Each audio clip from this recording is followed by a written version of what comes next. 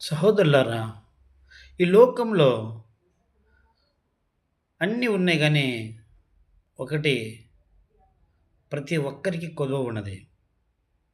అదేందనగా పూర్ణ శాంతి.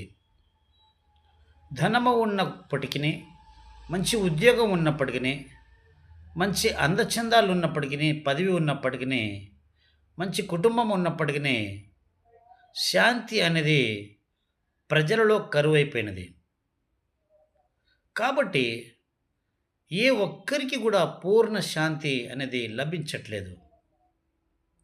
పరిశుద్ధ బైబిల్ గ్రంథంలో యేషయా గ్రంథము 26వ అధ్యాయము 3వ వచనం ఏముందంటే, ఎవని మనసు నీ మీద ఆనుకొని ఉండునో, అంటే ఎవని మనసు దేవునిపై ఆనుకొని ఉంటుందో, అలాంటి వాడి జీవితము పూర్ణ శాంతి కలిగిన వారిగా ఉంటుంది.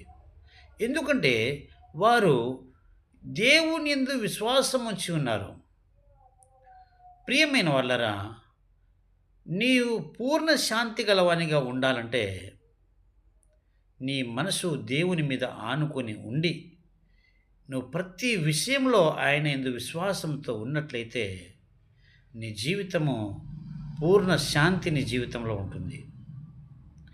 ఎవరి జీవితంలో పూర్ణ శాంతి ఉంటుందో, వారి జీవితంలో యేసుక్రీస్తు ప్రభువు కార్యం చేస్తాడు.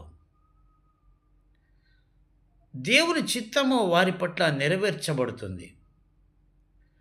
ప్రియమైన వాళ్ళరా, దేవుడు నీ జీవితంలో ఉండాలంటే ఆయన యందు నువ్వు మనసు పెట్టి ఉండాలి.